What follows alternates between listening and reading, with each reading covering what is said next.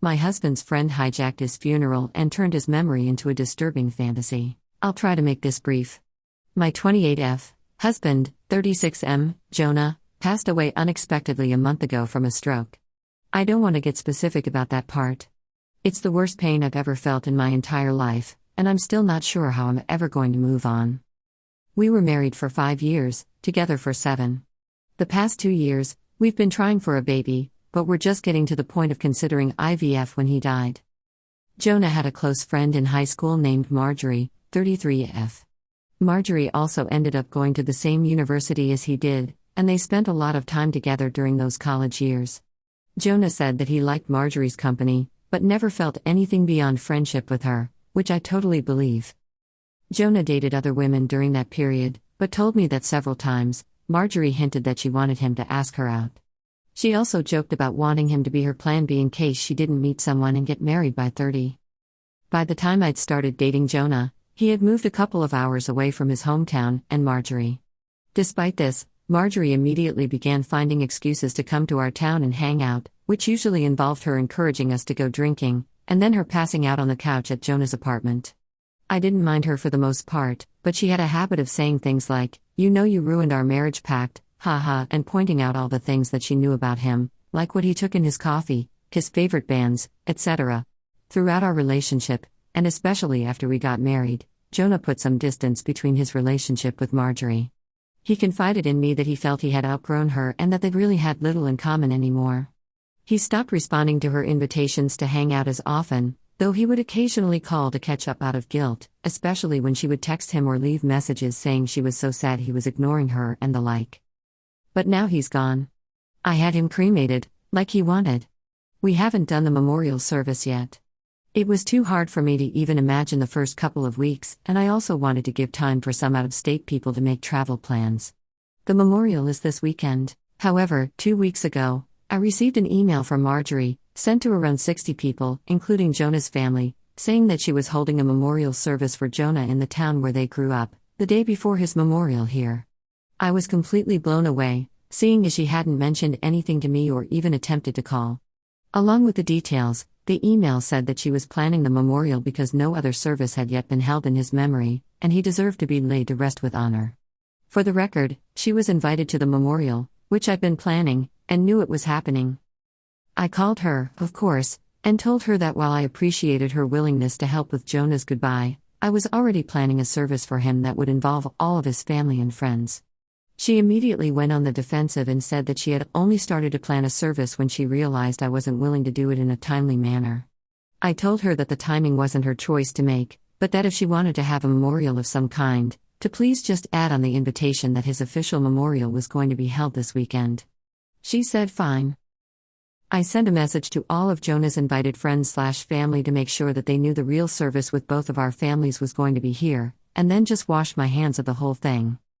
This week, I received a message on Facebook from Jonah's cousin, saying that Marjorie, who has apparently blocked me on Facebook, created an event for Jonah's official memorial service, her memorial, and invited everyone she possibly could. I've been getting blown up with emails asking which day the memorial is, and where. I'm honestly furious.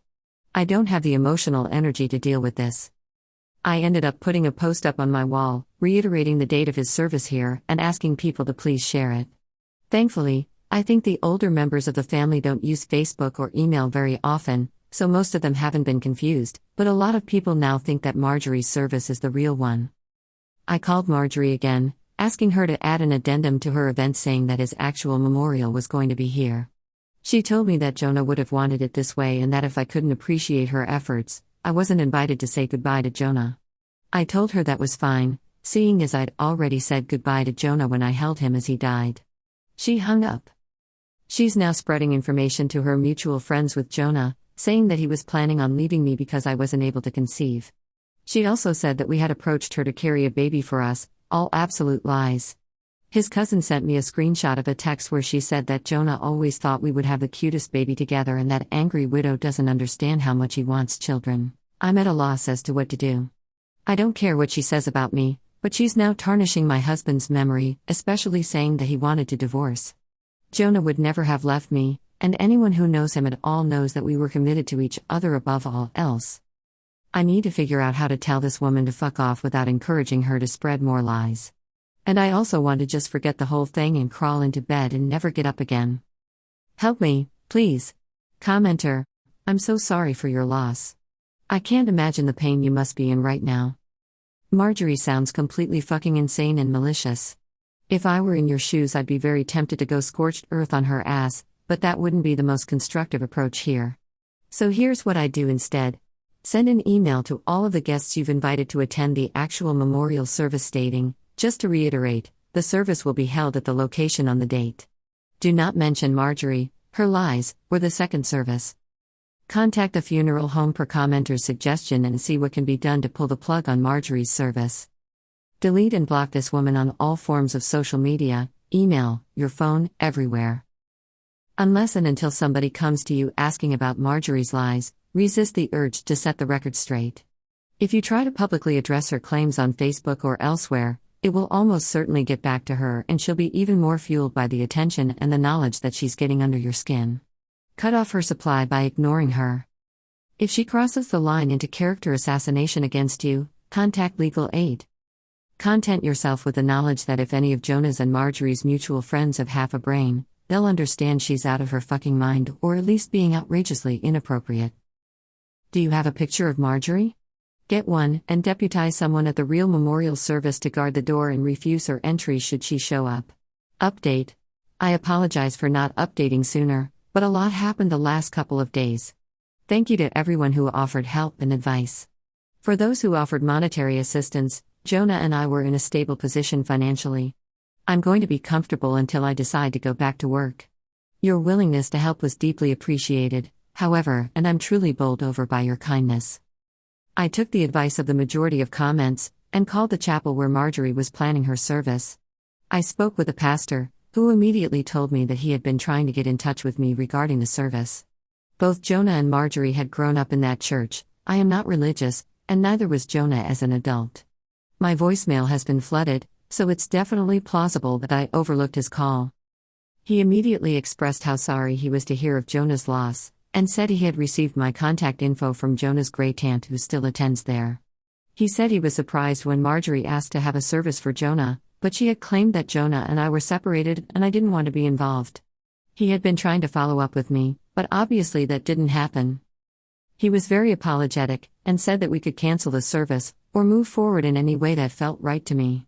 He said that he knew the church members would appreciate the service, since many of them remembered Jonah as a boy, but obviously Marjorie would no longer have a role. I agreed that the service could go forward. He called to speak with Marjorie after our conversation, and informed her that she was no longer welcome to participate in the organization of the service after her behavior. He wouldn't tell me all that she said, but says she was distraught, and he recommended some mental health/spiritual services to her that he hopes she accepts. She apparently apologized for lying and asked to speak with me, but I declined. I feel bad if she's truly contrite, but I just have too much on my plate right now. We had 2 beautiful services for my husband, first the one at his hometown church, and then the non-religious one that I planned. Everyone that came wanted to honor Jonah, and that's all that really matters. I was told a dozen stories about him that I'd never heard before, and I laughed so hard I cried, then cried some more. My cousin was on the lookout for Marjorie, and I honestly didn't think about her the whole weekend. She turned up for the first service, and then the pastor ended up speaking with her, unbeknownst to me. My cousin says he was sympathetic but firm, and told her that her presence there would be inappropriate. Surprisingly, she left without fuss. I'm still not sure the situation is entirely resolved, but I got to lay my husband to rest in the way he deserved, and that's the most important thing to me right now. Thanks everyone for your support. Edit 1. I debated whether or not to even mention this, but this community has been so awesome I thought I might as well. I realized this weekend that I've missed my period and I'm usually like clockwork. It could just be stress, but I'm going to take a test later. Can't decide if I'm incredibly hopeful or absolutely terrified. Edit 2. Not pregnant. It was a long shot. Commenter.